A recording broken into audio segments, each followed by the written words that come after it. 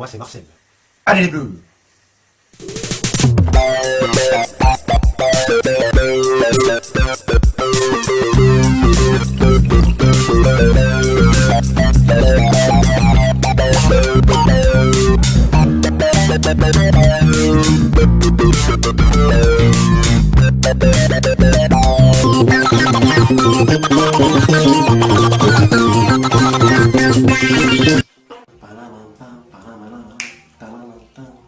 Salut Tourteau.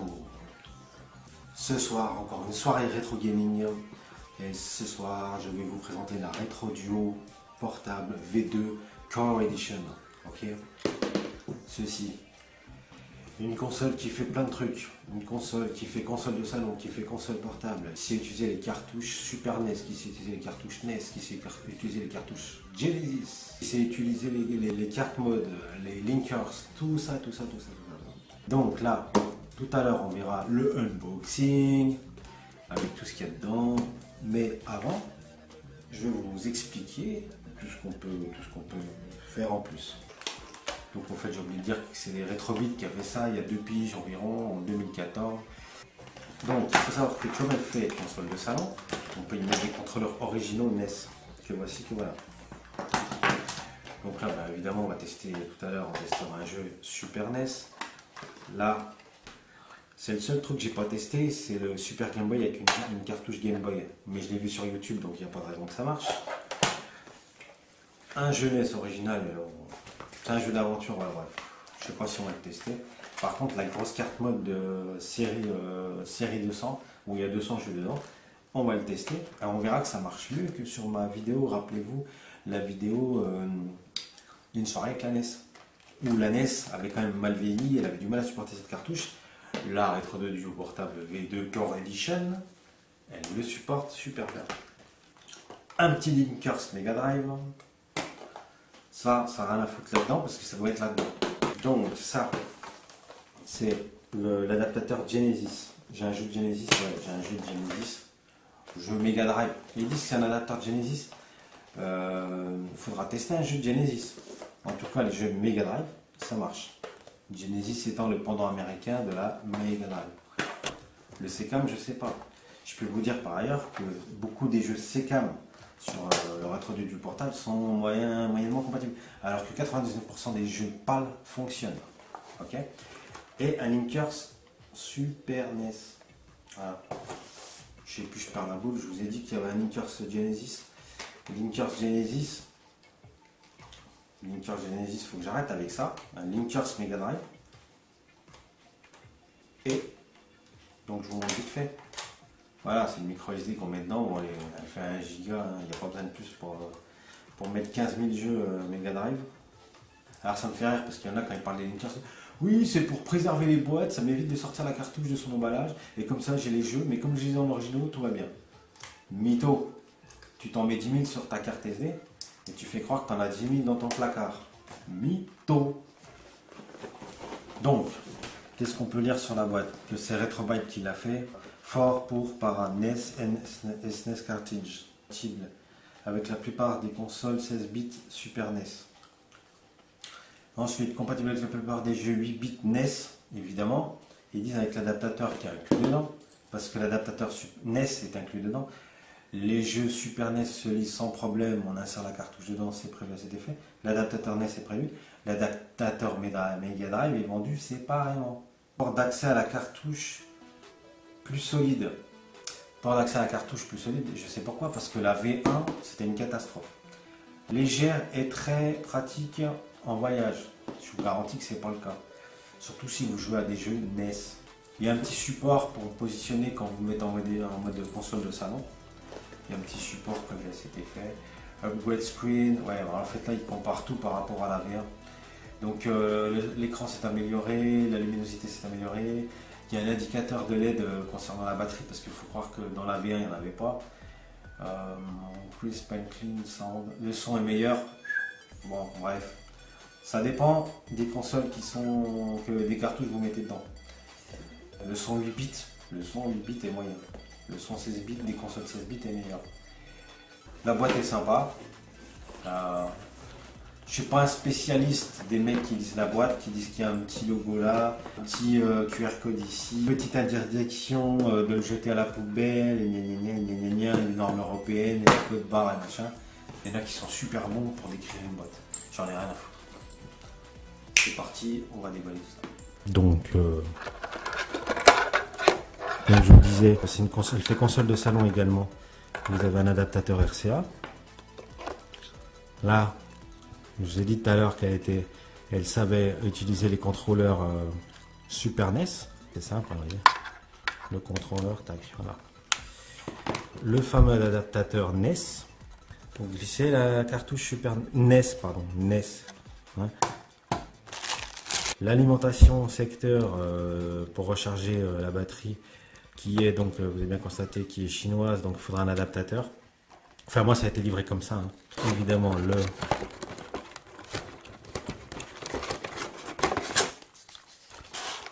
le sésame, la cartouche, la console, je vais y arriver, en elle-même. Donc 3 directionnels, les 4 boutons d'action, un R, un L. Ensuite là vous pouvez mettre une prise jack ici.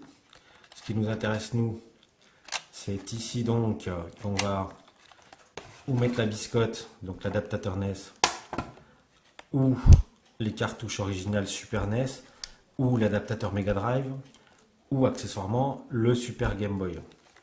Enfin le branchement secteur. Ensuite vous avez le bouton Power. Ici vous avez le volume. Et là c'est ici que vous allez brancher donc l'adaptateur pour les contrôleurs. On dirait un micro USB mais non. Donc l'écran 3,5 pouces, la batterie je sais plus, mais vous pourrez jouer 8 heures. La batterie est très bonne. Bon, sans plus attendre, donc vous voyez, on va s'insérer une cartouche Super NES. Et c'est parti, on allume. Un petit F0. Ouais.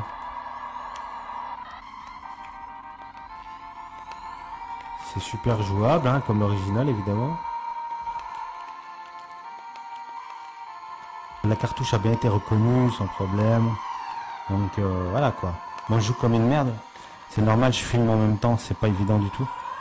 Les angles de vision, j'ai ouï dire dans un forum que c'était de la merde. Bah c'est pas vrai. C'est nickel.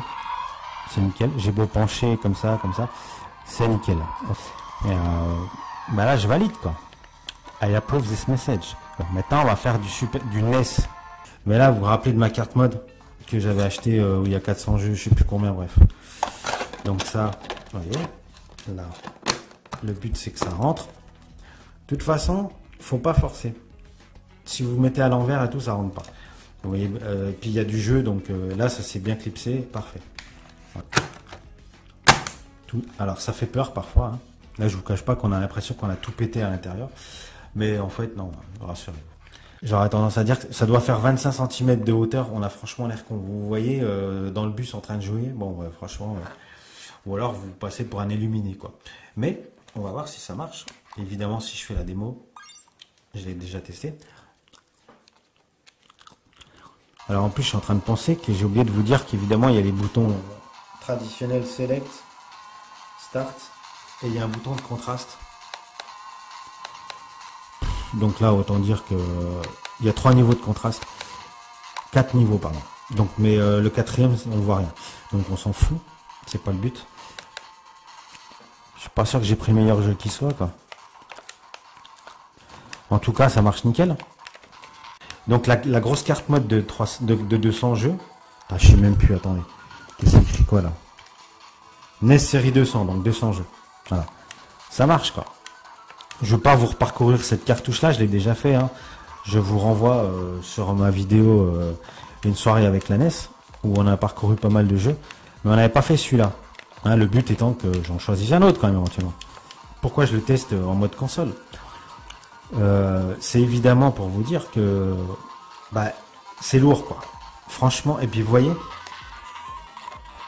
il y a du jeu quoi. Alors si vraiment vous vous agitez, vous énervez, j'ai peur que les trucs se délogent, quoi, franchement. Il y a du jeu, vous voyez, comme ça fait peur, quoi. Ça n'empêche pas qu'il a toujours pas planté, quoi. Donc la Game Boy, ben évidemment, il faut encore un adaptateur. Donc vous voyez, c'est toujours face. On a toujours un peu peur, hein, franchement, quand il faut pousser, on croit que ça s'emboîte pas. Mais si. Les écritures sont toujours face à soi. Hein. Faut pas les mettre à l'envers et forcer. Là, par contre, vous risquez de casser les choses. Donc, un petit Tetris. Voilà. Et voilà. Et là, on voit bien que le Super Nintendo se lance. Voilà. Donc, vous avez l'IHM du Super Nintendo. Avec dedans le jeu de la Game Boy. Voilà.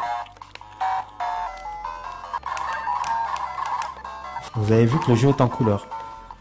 Évidemment, le Super Game Boy colorisait les jeux Game Boy. Hein. Le son est franchement insupportable. Donc, faut le baisser, quoi. Donc, le rendu est propre, il n'y a pas à s'inquiéter. Bon, bah, je vais pas faire une partie, hein, je l'ai déjà faite. Dans d'autres vidéos, j'ai déjà fait plein de Tetris dans d'autres vidéos. Donc, maintenant, on va brancher tout ça sur la télé.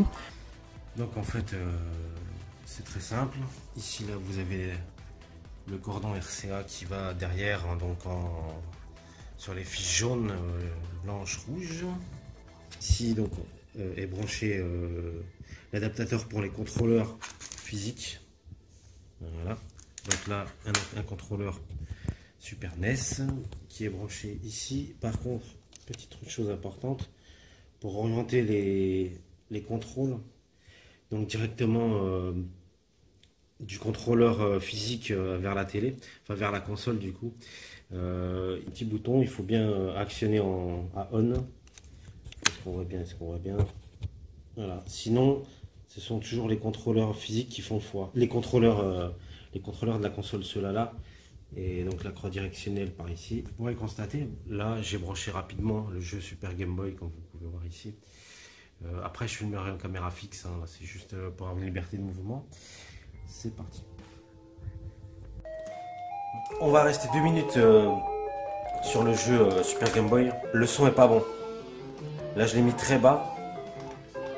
Alors est-ce que c'est dû uniquement au fait qu'on a mis l'adaptateur Super Game Boy et que bon ça marche pas super, c'est pas top, ou ce sera tous les jeux Game Boy, on va dire, je saurais vous dire, pour qu'on ait un élément de comparaison. Quand on mettra le linker Super Nintendo tout à l'heure, Super NES, on verra si le son est meilleur. Mais là je reconnais que c'est pas bon. Le volume est vite saturé en fait. Sans plus attendre, on va passer au linker Super Nintendo. Donc c'est une cartouche Super NES, tout ce qu'il y a de plus simple. Et je sais pas si vous connaissez celui-là, le Linkers, c'est Super UFO Pro 8. J'ai chargé un jeu donc dans la carte SD du Linkers. Et après en fait il faut qu'il le monte en RAM. Mais donc Donkey Kong Country, on y va, c'est parti. Alors Play des RAM Game, ça fait quoi? Voilà, je l'ai préchargé dans la DRAM en fait. En fait au début ils sont dans la SD. Et pour que ça aille plus vite, il faut en charger, mais unitairement. Ça marche super bien. Et bon, Donkey Kong Country était un super jeu. Et elle restera éternellement. C'est vraiment le jeu qui a relancé la Super NES, il faut le savoir. Hein. Avec ses sprites en simili 3D. Et le moteur de gameplay de Rare Software, celui qu'on fait le jeu, quoi. Ont vraiment complètement relancé les ventes de la Super NES.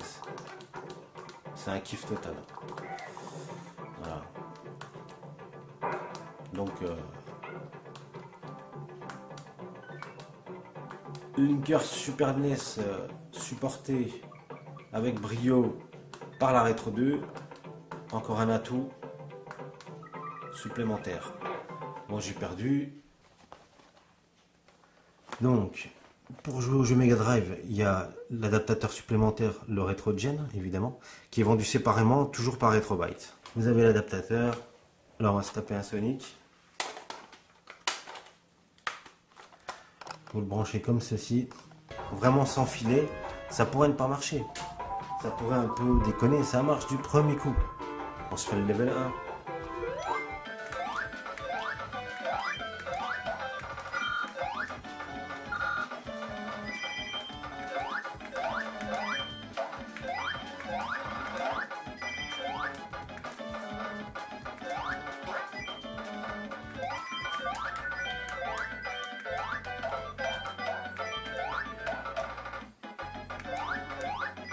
On joue mal.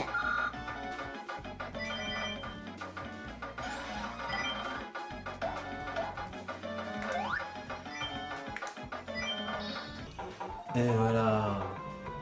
Et on enchaîne avec le Linkers Mega Drive. Tout marche en ce moment. Tout marche sur cette console. J'ai une version chinoise, elle est squelette, mais elle coûte que 20 balles. Et heureusement, parce que j'ai déjà vu dans les catalogues, les Linkers Mega Drive, c'est hors de prix, ça monte jusqu'à 150 euros.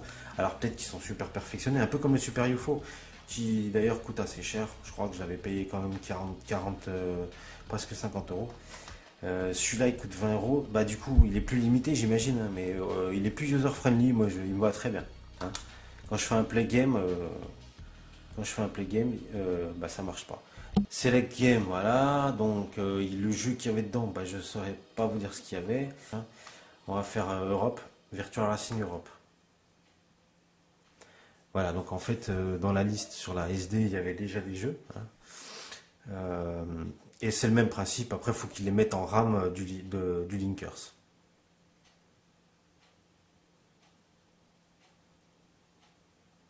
Ah, Developed for use only with the PAL and French SECAM. Ce coup-ci, on va retenter un Word, espace arrière Word 2 Word. Parce que normalement, le plus répandu, c'est le PAL. Et dans le monde, donc ce qui est le plus répandu, c'est le PAL. Donc on va tenter le diable. Ça devrait le faire ce coup-ci. Il y en a bien un qui marchait dans le tas. Voilà.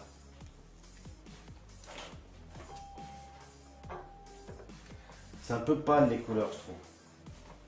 Donc la rétro de duo, elle encaisse tout. Hein. Tout, elle ne branche pas. Alors précision supplémentaire. Le son pour tout ce qui est 16 bits, franchement, ça le fait. Hein. Ça le fait. Alors ce qui est marrant, c'est que c'est le contrôleur Super NES qui joue à un jeu Mega Drive. Ça aussi, il faut souligner que ça marche nickel. Je sais pas si vous avez joué au espace arrière, ne serait-ce que même le 1 en bande d'arcade. Il était quand même sorti qu'en 86 et franchement c'était une tuerie. Le moteur graphique était une tuerie. Le système 16 venait de faire ses preuves et vraiment on était tous bluffés. Bon là c'est moins fluide, hein, carrément moins. Mais ça reste tout à fait jouable. Et l'espace arrière est un hit de chez Sega évidemment incontournable. Bon ben on a tout fait là, qu'est-ce qu'il reste à faire? On a fait du Mega Drive. Qu'est-ce qu'elle sait pas faire la petite rétro de duo? Je sais pas moi. Non mais c'est vrai, qu'est-ce qu'on n'a pas fait qu'elle n'a pas marché? Tout a marché. Bon à part quelques jeux NTSC vraisemblablement. Mais on ne sait plus si ça relève du linker, si ça relève de l'adaptateur. Il y a beaucoup trop de facteurs qui font que bon, on peut pas dire qu'elle ne supporte pas le NTSC. On n'a pas ce qu'il faut pour le tester.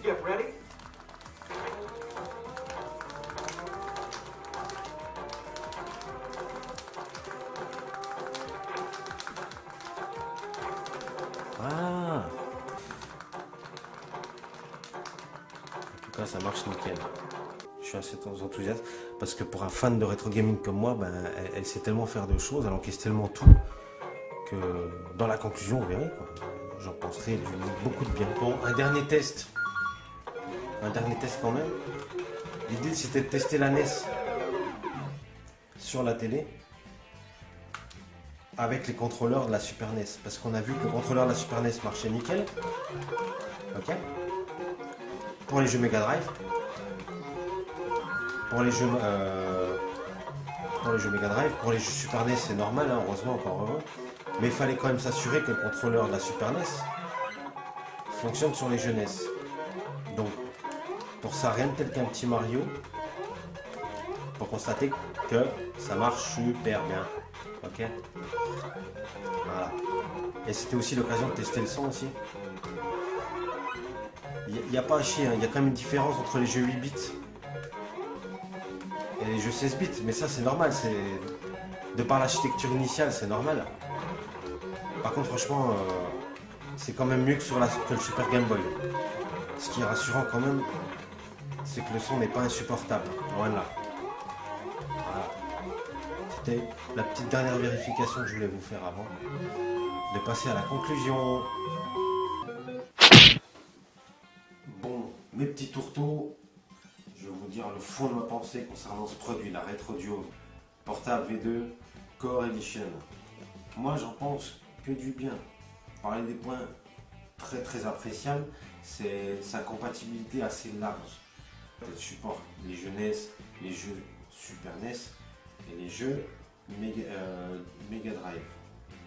C'est indiqué, bon, avec des adaptateurs et tout ça, c'est pas dit que ça supportait le Super Game Boy, ça le supporte aussi.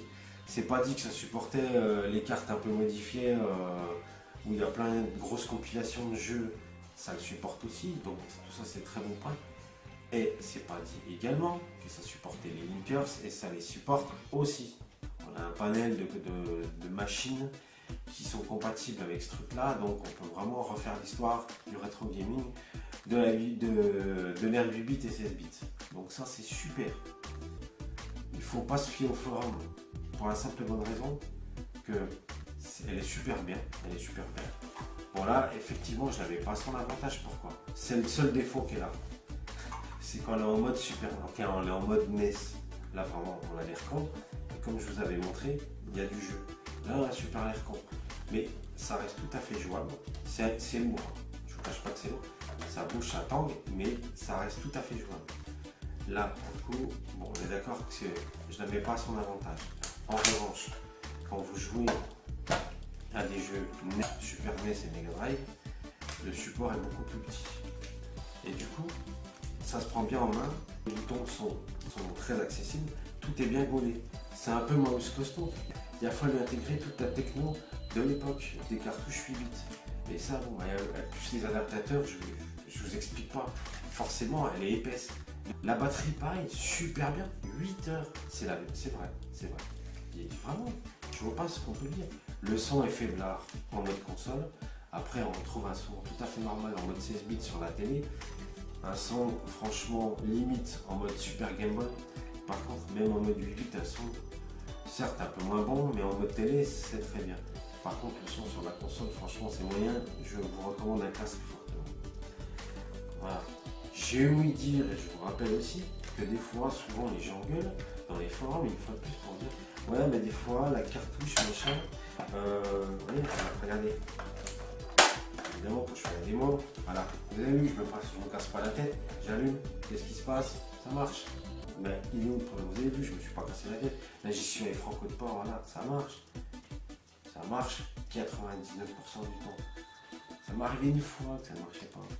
Donc, encore une fois, il ne faut pas croire tout ce que les forums racontent. Ok? Le prix de la machine, sans les adaptateurs, sur tout ce que je vous ai montré, c'est 120 €, prix de l'éditeur. 120 €, ça fait un peu cher. Pourquoi ça fait un peu cher? Il y en a d'autres de consoles qui ne sont pas forcément portables, mais je pense à la Retro N qui émule 5 machines, et là il n'y a pas besoin d'adaptateur, parce que les adaptateurs on les paye après en plus. Donc voilà, on ne parle pas de l'adaptateur NES, mais de l'adaptateur Mega Drive par exemple, ou du Super Game Boy, il faut se les trouver. La Retro N en principe, normalement, la Retro N5 notamment, c'est une console de salon. Certes, elle n'est pas portable. Il y a des équivalents aussi en portable, je ne sais pas ce qu'ils valent, mais la Retro N5, elle sait faire 5 générations, 5 consoles, et il n'y a pas besoin d'avoir d'adaptateur. Donc, il faut regarder, il faut vraiment étudier la chose. 120 €, je trouve ça un peu cher, très honnêtement. Moi, je trouve à 100 € sur eBay, bon, c'était la limite, quoi. Bon, vu que moi, je peux pas m'acheter une NES, une Super NES, j'ai pas envie de tout ça, j'ai pas envie d'avoir un placard qui déborde de partout, machin. Ça prend pas trop de place, même si ça reste épais. Hein, oui, eh ben oui. Eh ben. Et quand on est dans le métro qu'on fait ça, là les gens ils prennent en photo, ils tweetent sur Insta machin et tu fais le buzz. Voilà. Parce que t'as l'air con. Mais nonobstant, à part cet air ridicule, hein, qu'on peut avoir un canon comme ça, un jour, voilà. Même si ça va pas sortir de tout, non, quand même ça tient, ça tient. Et si je rallume, pique, ça marche. Allez. Donc c'est quand même assez indulgent. Tout comme moi je suis indulgent. Parce que j'en pense du bien. À 100 €, je trouve que c'est pas une mauvaise affaire. Bon, si on peut trouver moins, c'est encore mieux. J'ai vu quand même que progressivement, il prend du prix, Le prix constructeur, le prix éditeur était 120 €. Je trouve que c'est un poil cher. Bon, c'est vrai que dès que moi ça passe 100 €, je fais la gueule de toute façon. Bon, maintenant, je pense qu'il y a des mecs qui abusent sur eBay. Hein. J'ai déjà vu à 180. Il y a un autre truc qui est un petit peu désagréable. Parce que ça fait presque un an que je l'ai. Ça pue le plastique. C'est un pull plastique. Faut aérer. N'hésitez pas à mettre un pouce bleu, évidemment. Si vous avez liké, surkiffé, tout. Hein. Et bah, sinon, moi, je vous fais des gros bisous, mes petits tourteaux. Et à bientôt pour la prochaine vidéo.